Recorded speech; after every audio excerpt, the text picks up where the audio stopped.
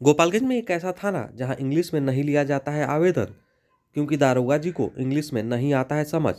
एक तरफ बिहार के मुख्यमंत्री नीतीश कुमार इंग्लिश बोलने वाले पे भड़क जाते हैं, दूसरी तरफ उनके थाने में इंग्लिश में आवेदन नहीं लिया जाता है। दरअसल मामला कुछ यूँ था कि एक युवक जिसका मोबाइल कोर्ट परिसर में चोरी हो गया, जिसके बाद उसने शिकायत के लिए इंग्लिश में आवेदन लिख दिया। आवेदन लिखने के बाद वो थाने में पहुंचा और थानेदार साहब को आवेदन दे दिया। थानेदार साहब ने कहा कि इसे हिंदी में लिख दीजिए। फिर उसने सवाल पूछा तो उनके द्वारा बताया गया कि कई ऐसे अफसर हैं जिन्हें इंग्लिश नहीं आती है, मैं तो समझ लूँगा, लेकिन वो कैसे जांच कर पाएंगे। ऐसे में फिर से उस पीड़ित को हिंदी में आवेदन लिखकर देना पड़ा। पीड़ित कोर्ट परिसर में आया था और वो थावे थाना क्षेत्र के जगमलवा का निवासी है। उसका नाम तुफैल अहमद है। जब वो कोर्ट में जा रहा था तभी किसी अज्ञात के द्वारा उसके मोबाइल को चोरी कर लिया था, जिसकी शिकायत करने वो नगर थाना में इंग्लिश में आवेदन लेकर पहुंचा हुआ था। मेरा नाम सुफैल है, मैं जगमलवा का रहने वाला हूँ। आज सुबह मैं कोर्ट में आया था जहाँ पे मेरे दो फ़ोन मेरे जेब में था, दोनों फ़ोन किसी ने चुरा लिया। फिर मैं एफआईआर करने गया, शुरू में थोड़ा मुश्किल हुई, एफआईआर किया तो मैंने वो एप्लीकेशन इंग्लिश में लिखा था, जिसमें उन्होंने कहा कि जो है ना, हमारे डिपार्टमेंट में बहुत सारे लोग हैं जो इंग्लिश को नहीं समझ पाते, एक सिस्टम का प्रॉब्लम है ना।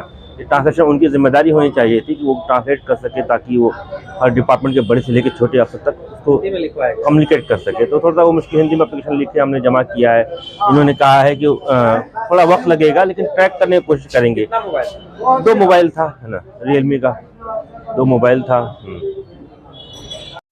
अब जिस राज्य के मुखिया इंग्लिश बोलने वालों पर भड़क जाते हों, उस राज्य की अफसर और पुलिस क्या करेगी, वो इन तस्वीरों को देखकर आपको समझ में आ ही गया होगा।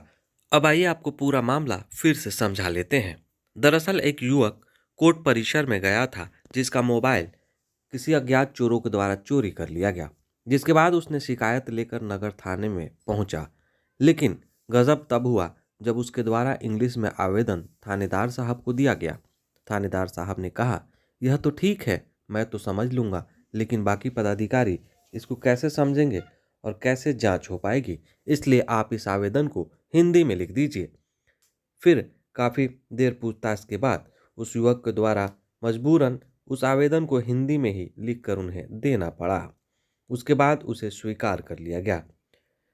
अब आप समझ सकते हैं कि जिस राज्य के मुखिया इंग्लिश बोलने वालों पर भड़क जाते होंगे, उस राज्य की पुलिस ऐसा कर रही है तो क्या गुनाह है। दरअसल यह पूरा मामला गोपालगंज नगर थाने का है। जब एक युवक आवेदन लेकर पहुंचा था तभी का यह पूरा मामला है। अब देखना यह होगा कि पुलिस उस पर कितना कार्रवाई कर पाती है, या फिर आवेदन बदलने की तरह ही उस एफआईआर को कूड़ेदान में फेंक देगी।